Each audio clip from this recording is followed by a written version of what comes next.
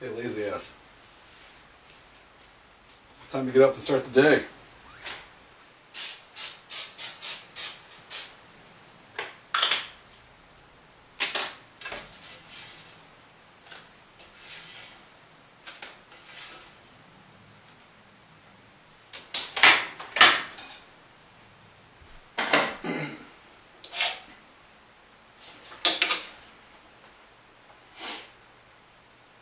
I can't believe Towner was the only guy who didn't get a hit in that championship game.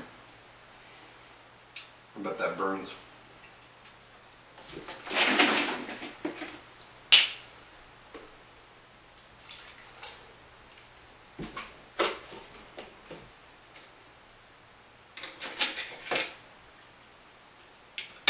Freaking Mortier was 2 for 4.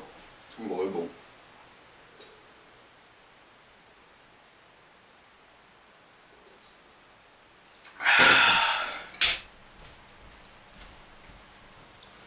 Hey Cal, kids are awake, time to get up. Remember, I got a game today. Come on, up, up, up, up, up.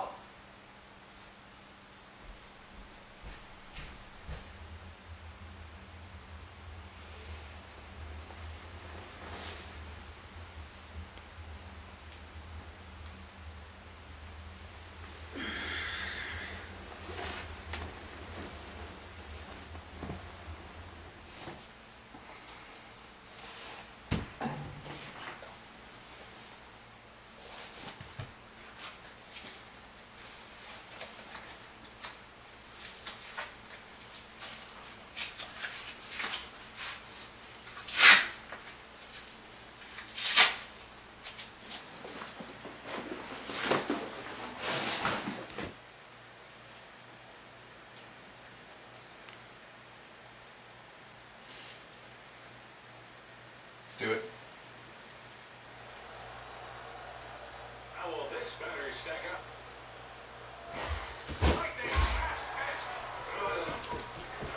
Oh, fuck.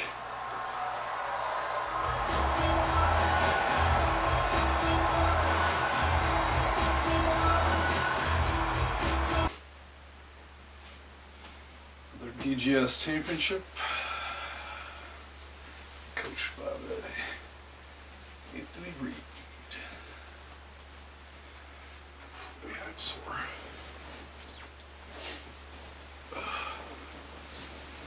Good at you. Yes, yes, we're gonna watch it again.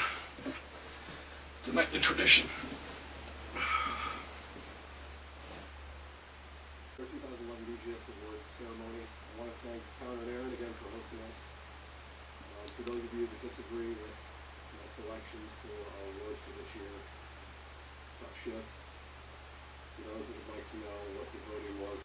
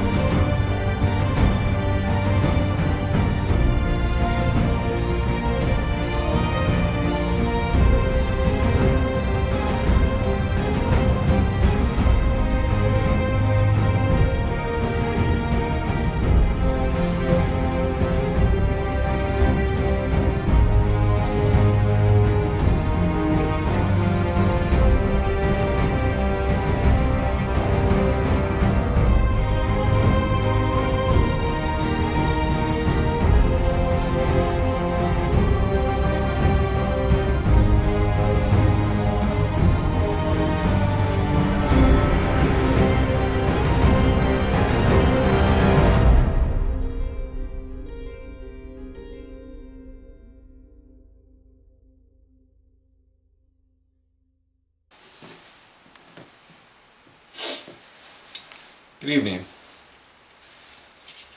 I'm Anthony Reed. I'll be your guide, coach, player one last time in ESPN's award-winning series 2 for 2. In the second installment, we bring you DGS 1999 to 2012, a walk-off grand slam. And before we go through the journey of the 14 years that was DGS, I wanted to start with the 2012 season, one I think many of us will never forget. So I wanted to do a review, not go by year, and certainly a lot of that information is going to be, you're going to see later on in the video. But we have a special arrangement that was made. We have, through the magic of TV, video, and time travel, have been able to arrange an interview with a very special guest, me. But it's not just me, it's me 30 years from now. Because I thought it would be important to have some reflection on the DGS legacy, but with more years of reflection and a little bit better perspective on what it really means out forward. I think you can't really have a cataloging video of a history of a team without that kind of input. So Anthony Reed, 30 years later, is going to join us and give us his top 15 moments in DGS history with some different perspective. So with that, let's welcome in Anthony Reed at age 68 and hear what he has to say. Anthony, thank you for joining us and being with us.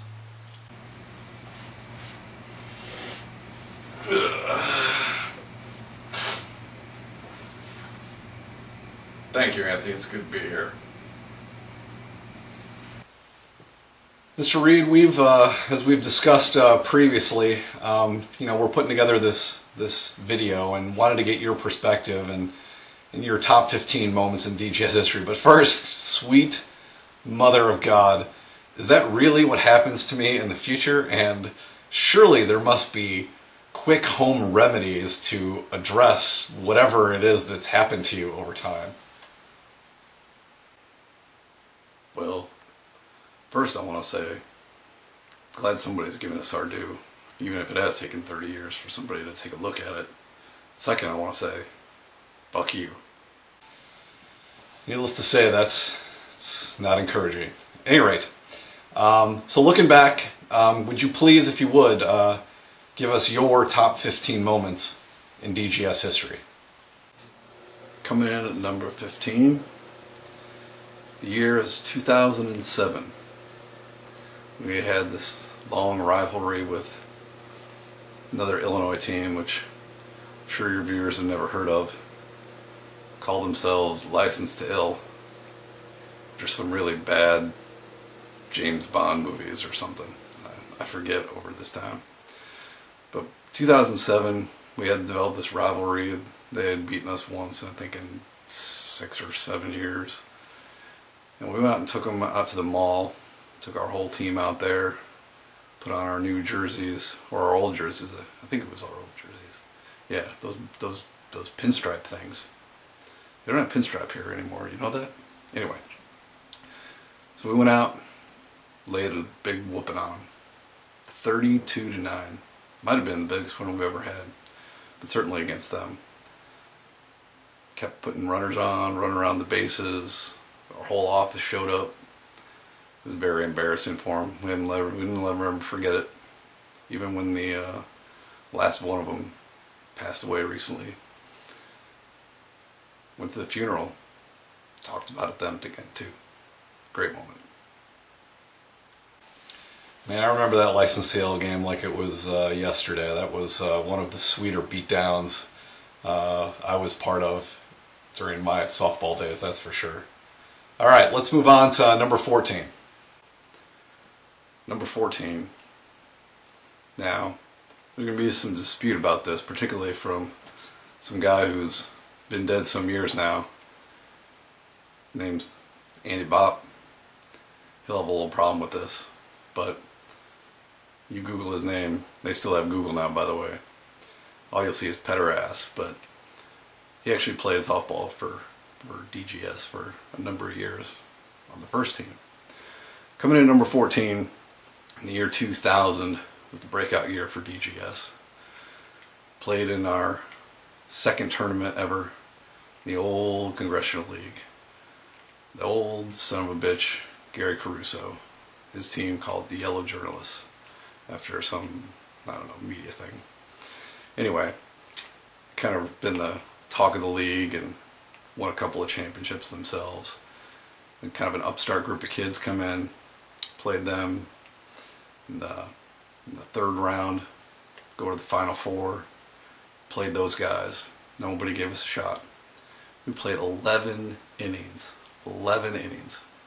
I think few games in playoff history ever went that long. We beat them. Their cocky first baseman broke his finger trying to roll over our third baseman, Shannon Hiltner. I think it's Marchand now. I forget. Time passes. Anyway, that was a big win for us. Put us on the map. Gave us confidence, even if we did get our ass whooped in the Final Four. But that was the start of the true legacy of DGS that year. Well, time has probably muddled your mind a little bit, but actually we all found out about Bob at last year's team video. So anyway, yes, a great moment, that was for sure. Let's move on to number 13. Number 13 goes to another monkey on our backs from way back when. A team called Suspension of the Rules. Could never beat those guys. It was every time, they always lay the whooping on us. We knew if we were going to win big, we were going to need to eventually knock them out. But this goes back to 2004. That was 2 years after we actually won our first championship.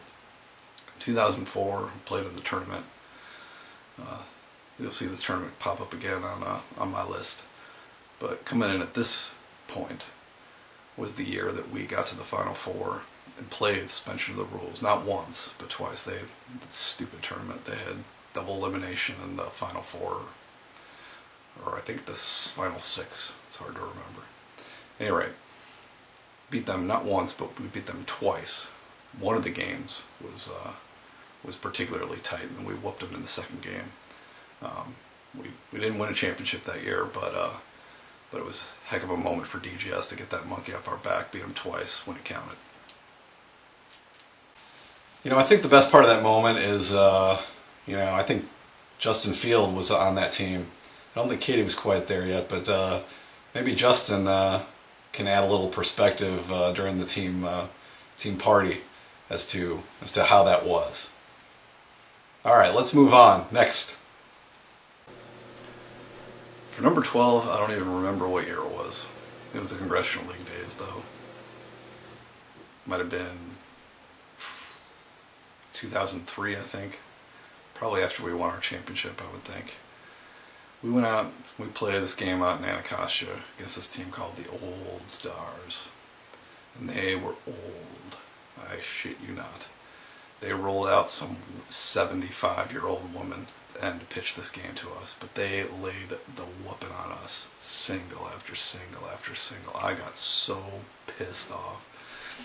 At one point during the game, went off into the bushes, whipped my glove into the trees, screamed at my team, said, "Doesn't anybody here care anymore?" We lost that game by 20 plus runs. Never been that mad, never thrown that much stuff, never yelled that often. But it ended up being a good thing because we ended up playing them in the first round of the tournament that year and slaughter ruled them like we should. But it was a lesson we learned on playing small ball. You can win no matter how old or young you are. Man, I still get pissed when I think about that game. Okay, on to number 11.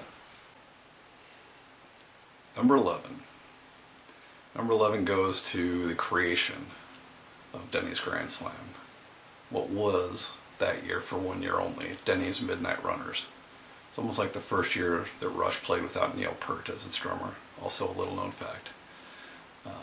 But I think at some point on this list you have to point out that at some point I decided that it was time, instead of playing ball, to create our own thing. And 1999 was the year of that. We had a winning record, went to the tournament, and I know this will be hard for many of you to believe, but I skipped that tournament to go to Cancun with my brother and my best friend, and missed it all together. Not surprisingly, we got slaughter ruled in that game. You know, it's a good thing I fixed that ridiculous name that Thompson came up with and fixed the voting for the next year, because I don't know what the heck DMR would be like as a team, or what Midnight Runners would be 3 years down the road. So thank God for that. All right, let's get into the top 10. Number 10, 2008, when we set the RPI record. It's the number 1 overall seed in the tournament. Now, I'm not going to talk about what happened in that tournament that year, but let's just say that it was a hell of a regular season. We scored 20 plus runs 6 times during that season. The only loss, those fuckers, the Insiders. But we were the number 1 team that year, and that's an accomplishment. It's hard to do. You know, it's nice to have regular season success and be number 1 and set records, but man, it doesn't mean shit when you lose in the first round of the Saints, does it? Even if they did cheat to beat us. But number 9. Number 9. Let's take us back to the 2004 season, like I mentioned. This tournament we beat suspension of the rules twice. And this isn't memorable for being good, but just memorable because I think it gave us our motivation to push on for the next 8 years until we won our next championship. This was the Curse of the Wolf. And we had gotten to the championship round of this tournament, and we needed to win 2 games in order to win it. We played a team which I know many people will still even remember, and they remember it to this day, in my time, Potomac Fever. And our shortstop, Chad Wolf, was hitting, I think, 2 or 3 for us that year. Chad decided he needed to honor his tickets to Cirque du Soleil, and it wasn't even the performance that he left the tournament for at that time. He left to go to dinner before going to the show, and he left us high and dry. We beat Potomac Fever that first game. We actually slaughter ruled in that first game to lay it all on the line in the second game, and we were up by 5 runs in the top of the 7th with 2 out and nobody on base. You can't make this shit up. They scored 7 runs that inning, and we still had the top of order 1, 2, 3 coming up in the bottom half of that inning, and we went down 1, 2, 3. Lost the championship that year. And frankly, most of us thought that we'd never see a championship again after a loss like that and a curse like that. Hell, a couple times before a tournament, I almost went out and killed a wolf myself and was going to burn it in front of the whole team, try and snap that thing. Chad's lucky I didn't skin him alive at some point. Man, I still can't believe to this day that guy left championship game on, and the fact that we gave up 7 runs with 2 outs and nobody outs. I don't recall ever doing something like that, but thank God for his life we persevered last year. Number 8. Number 8. Also a cautionary tale. This takes us back to 2003. We had what I would regard as maybe our best team ever assembled on paper for the time we were at in our careers, our primes. We had Mark Chris who came back down. Chad showed up. He was kind of waning at that point even then. And had a guy leading off for us who had like a 930 on-base percentage named Brian Schnall. Worked with my wife at American Rivers. Another cautionary tale. Before we stepped on the field for our first game, our leadoff hitter, who had set the table for us all year, throwing a football in the parking lot, broke his finger.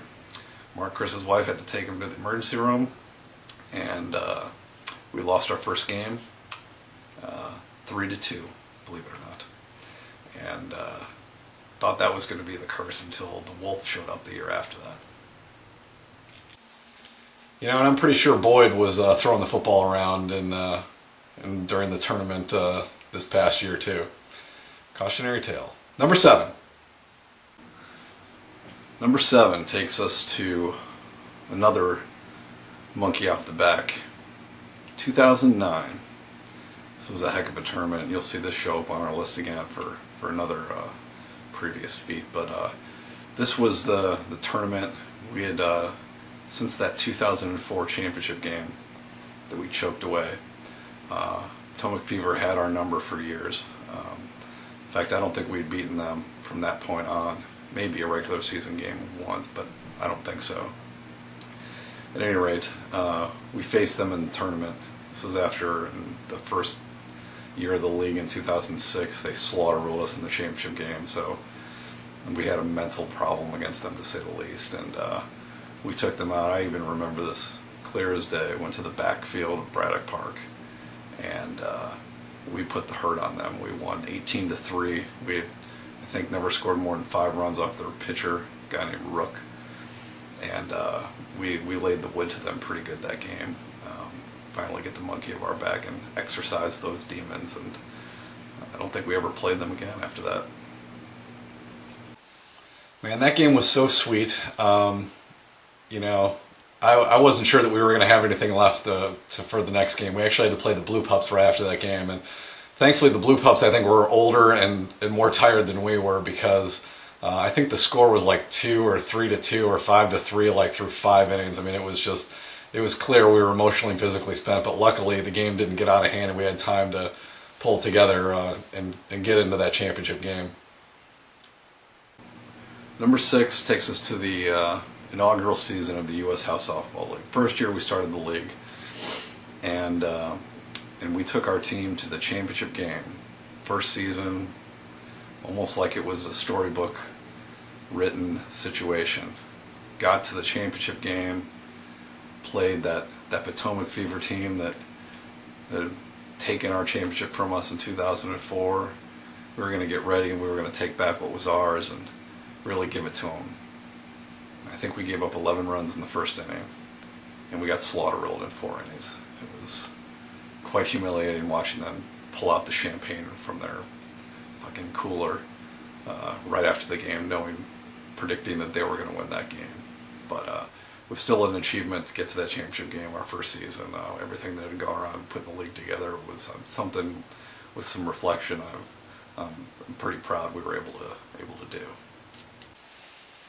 Yeah, maybe it's sweeter than, but second still sucks, and I'm still pissed at the visual I have of that champagne coming out. So I'm glad you've been able to wrest it away a little bit over time.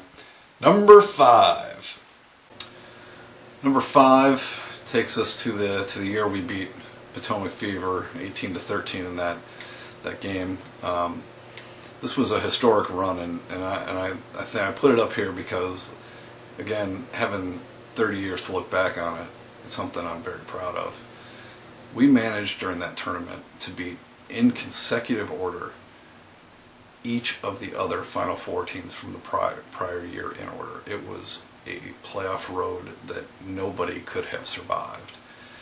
And unfortunately, we ended it that year with another run to the championship, another second place trophy.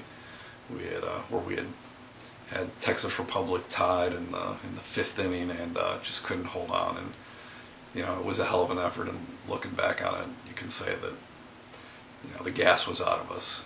Putting the kind of effort that you need to beat teams like that caliber in consecutive games back to back to back, it was just maybe a little bit too much for us to be able to take on board. But it was an unbelievable effort. Yeah, as we said, that was a hell of a feat. Something I don't think many people could replicate, that's for sure. All right, number 4. Number 4 was, it's kind of already on here, but I wanted to put separately the 2000 Final Four. And maybe encompassing that whole tournament and run, I think, is maybe a better way to cage it. This is our second year in the league.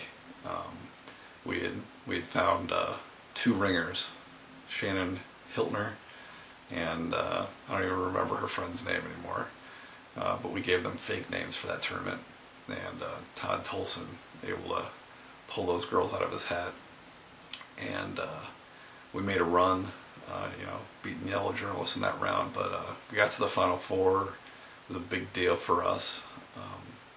We lost both of the games in the Final Four, double elimination at that time, but I remember those games at night, and that jackass Tolson on our team brought a TV to the dugout. For some of you who played on our team for a number of years, you can imagine what I would have done in the later years if some jackass on our team was sitting there watching the Monday Night Football game during our Final Four games. But it was our first time there. We didn't know any better. We didn't take it as seriously back then, and without that, again, the next 12 years after that wouldn't have happened without that success early on. So that's your number 4. Believe it or not, we actually got whooped by a team from the World Bank, if you can believe that or not. I think they brought these guys in from all over creation and brought them out there just for the tournament at the end. But yeah, we certainly had our hat handed to us, that's for sure. All right, we're into the top 3 moments in DGS history. Number 3. Number 3. Some people would expect this to be number 2 for obvious reasons, but you'll understand why. Number 3 is our first championship in 2002, winning the Congressional League tournament. And, especially looking back, knowing that we wouldn't win another one for 10 more years, it makes it even extra special that we were able to get on the map way back then. The one thing that people forget over time is what we had to overcome to win that tournament. That was the tournament where I was peeing in the bushes every 5 minutes trying to drink pickle juice and Gatorade because my calves were cramping every 5 minutes. We had Raider collapse at some point because he was cramping. I think we had 2 other people go down because of hamstring injuries during the course of that. This is when you had to play 7 or 8 games to win the championship.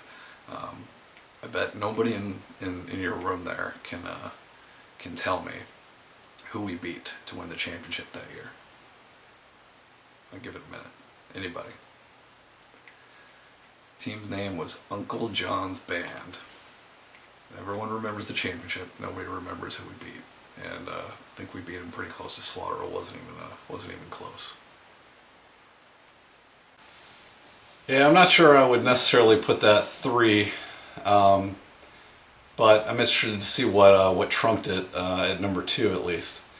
So let's see what happens at number 2. Number 2 is a game that we played in that 2002 tournament where we won the championship. This is another monkey off the back. That year we got to play the Yellow Journalists again in the tournament, and since we beat them in that 2000 Final Four, there was quite the rivalry that was developed between our 2 teams. After we had played them one year, I think it was maybe the Final Four year, we went to the bar and they were there at the bar talking shit, and it certainly developed into a heated thing well before we even split the leagues. But when we played that Final Four that year, on our way, we played them, and they were beating us pretty good, and we got to the bottom of our last inning, and we were down a run, and Mark Chris was up to bat, and just like they do it in the movies, just like they tell it in the storybooks, Mark Chris jacked a ball over the left field fence, opposite field. Actually, not opposite field. That was pole field. Memory fades.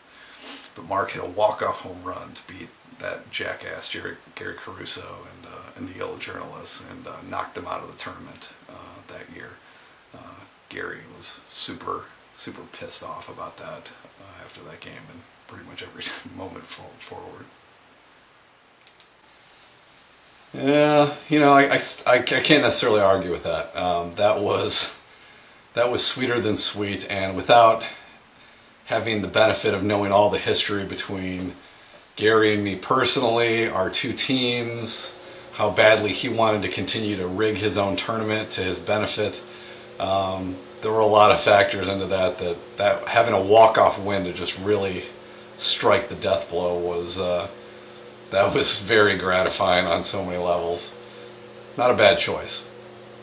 And the final, obvious, #1 pick, I would imagine, for your top 15.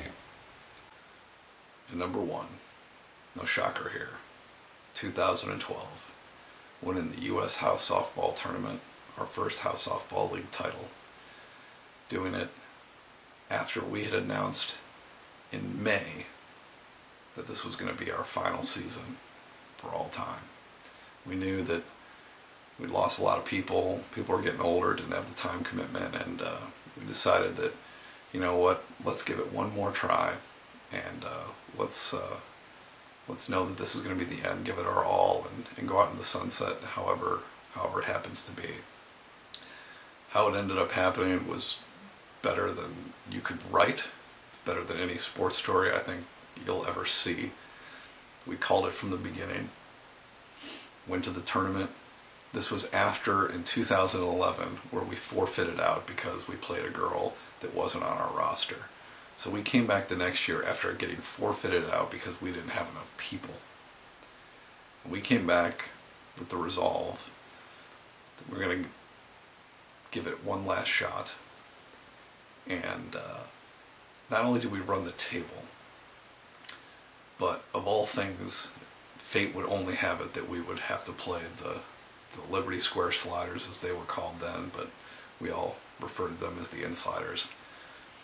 Team that had every guy might have been better than our best guy on the team that day, but as people always underestimated us.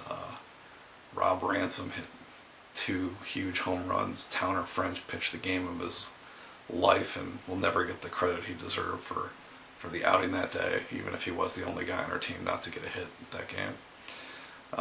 But I'd take all those hits and throw them in the toilet for the game he pitched that night or afternoon. And we walked off in an improbable, as the #6 seed. We won that tournament 16-9. Game wasn't even close at any point.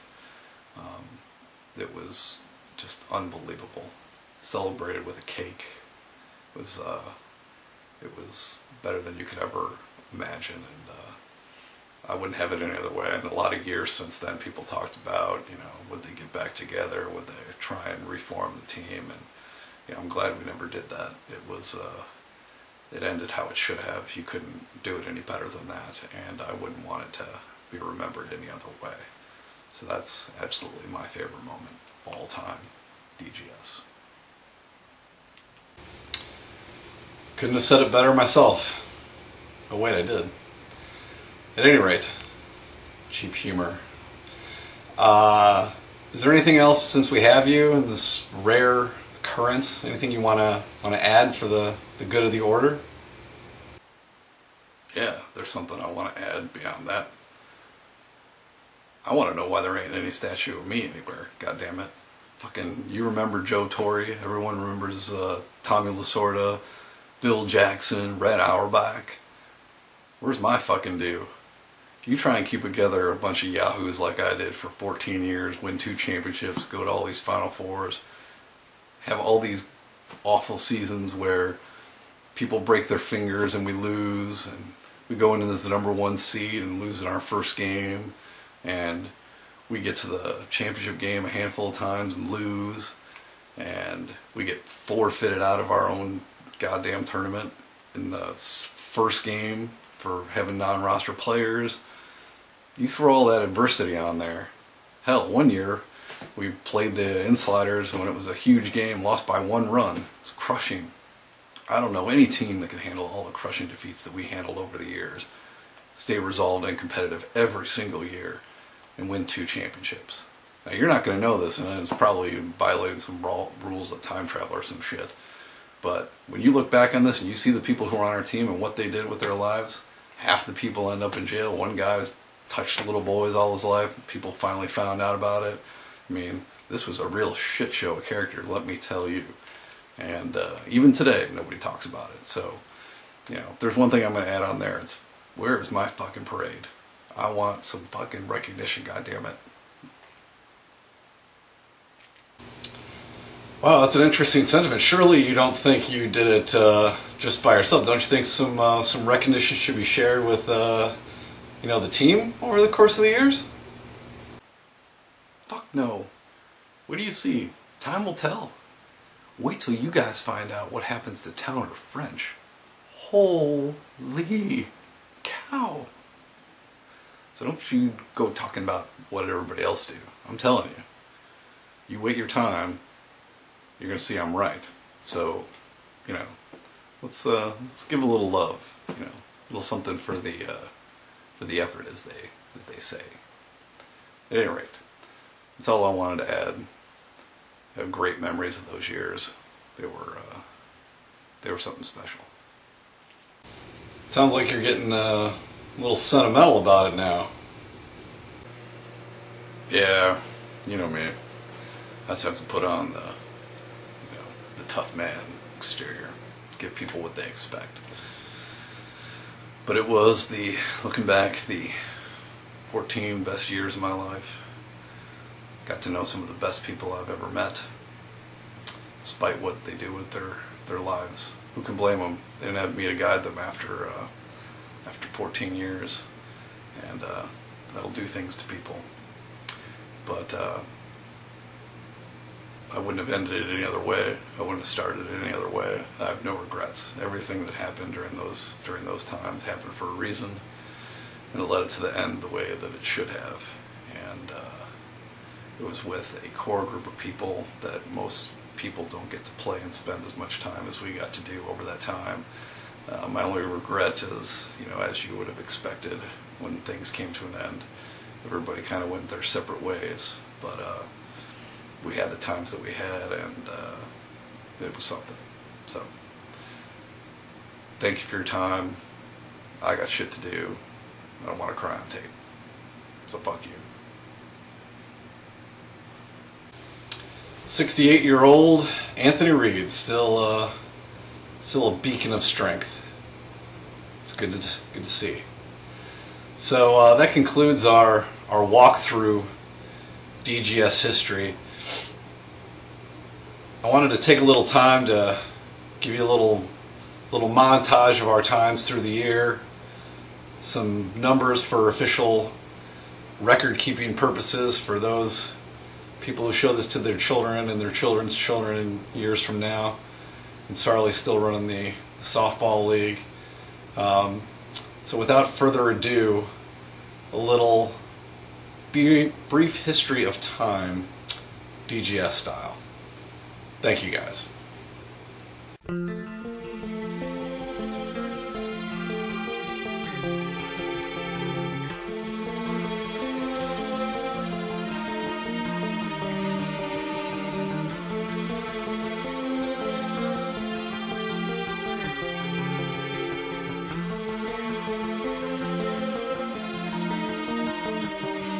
In this one of many possible worlds, all for the best or some bizarre test.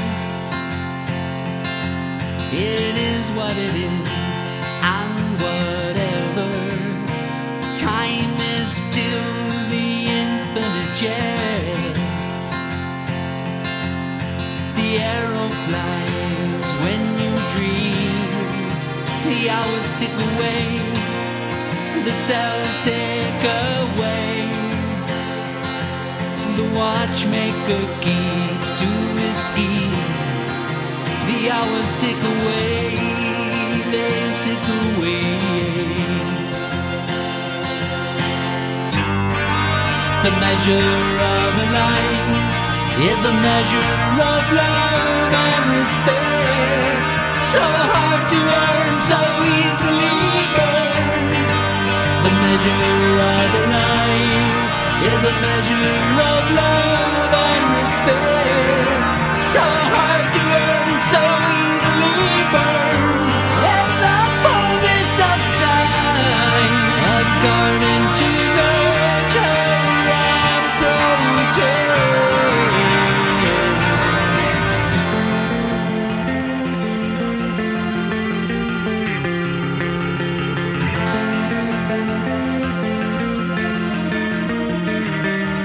in the rising set of the sun, till the stars go spinning, spinning round the night. Oh, it is what it is, and forever, each moment a memory flight. The air of life while you breathe, the hours tick away, the cells tick away. The watchmaker has time up his sleeve. The hours tick away, they tick away. The measure of a life is a measure of love and despair.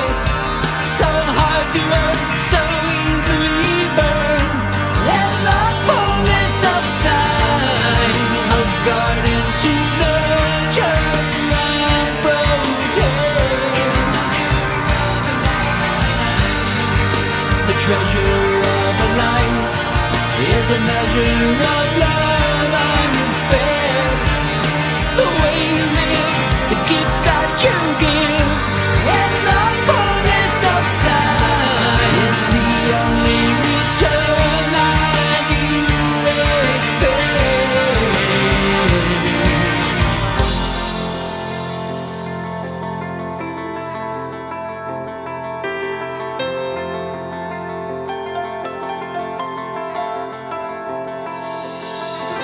The future disappears into memory,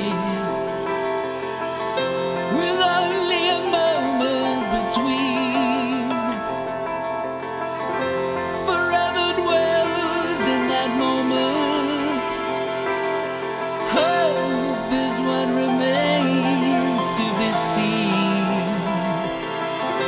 Forever dwells in that moment. Hope is what remains to be seen.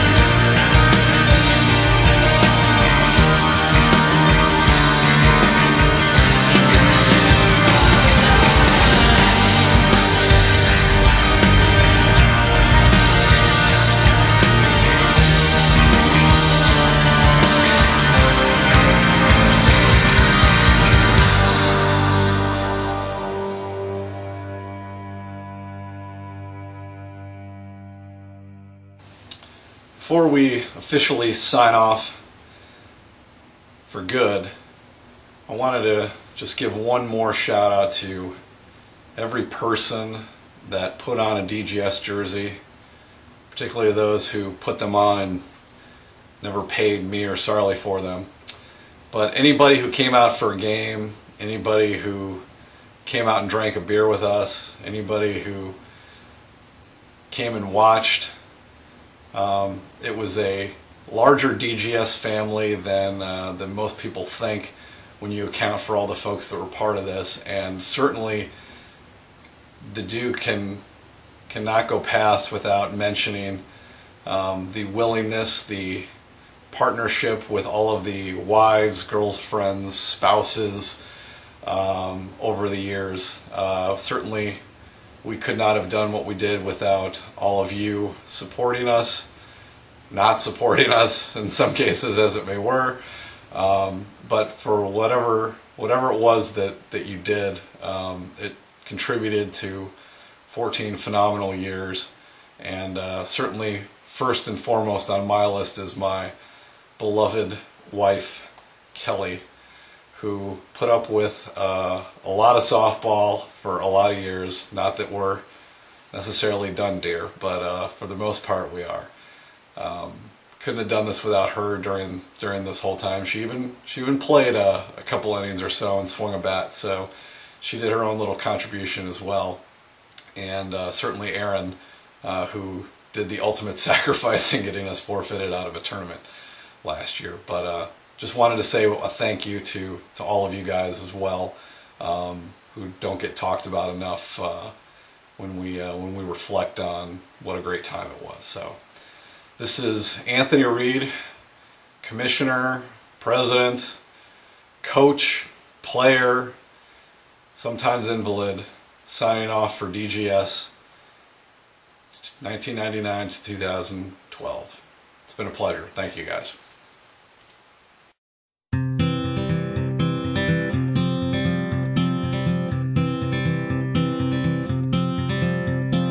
Hold on to me as we go, as we roll down this unfamiliar road. And although this way is stringing us along,